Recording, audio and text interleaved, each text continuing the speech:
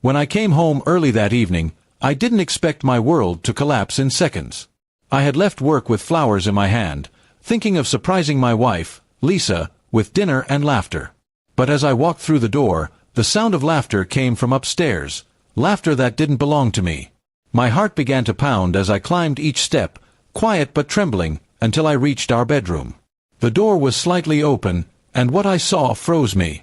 Lisa was in bed with another man. For a moment, I couldn't move. The flowers slipped from my hand and fell silently to the floor.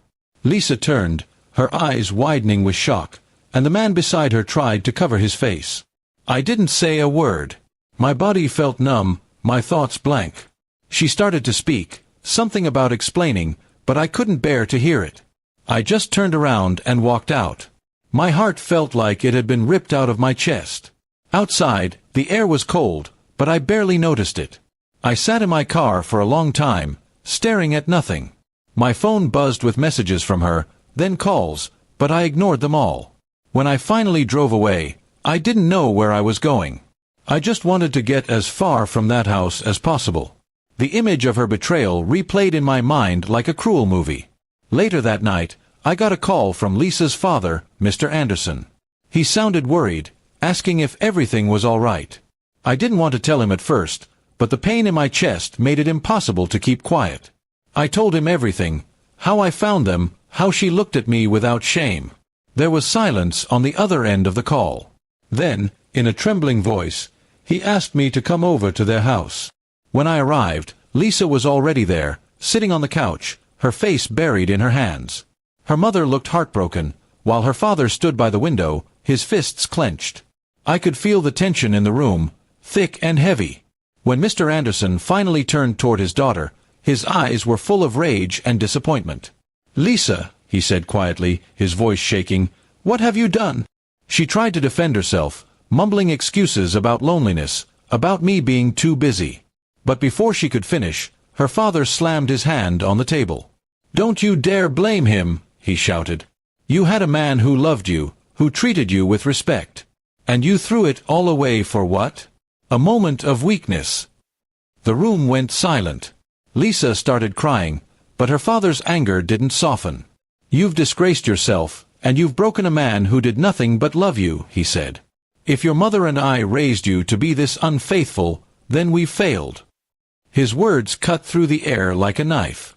Even I couldn't hold back my tears then. I never expected him to defend me so fiercely. Lisa tried to reach out to me, her voice trembling. "Mark, please, I made a mistake." But I stepped back. "No, Lisa," I said quietly, "you didn't make a mistake, you made a choice." Her father looked at me, his expression full of guilt and sorrow. "Son," he said, "you don't deserve this pain. You don't have to forgive her. Not now, not ever." For the first time, I saw Lisa's father cry. He turned away, covering his face, whispering that he was ashamed of his own daughter. The weight of that moment hit everyone in the room. Lisa's mother broke down, and I could feel my heart shattering again, not just for myself, but for the family that had just been torn apart. After a long silence, Mr. Anderson turned back to me. "You should leave her," he said firmly. "Don't let her destroy more of your peace. She's made her choice, and now she must live with it." His words were hard to hear, but deep inside, I knew he was right. I nodded slowly, tears streaming down my face. That night, I packed my bags and left the house I once called home. Lisa tried to stop me, begging for another chance, but I couldn't do it. Trust, once broken, can't be repaired so easily. I walked out into the cold night, feeling like everything I had built had vanished in a single day. Days turned into weeks, and the pain slowly began to fade. Mr. Anderson called me a few times, always apologizing for what happened. I told him it wasn't his fault. In truth, his words that night had changed everything for me.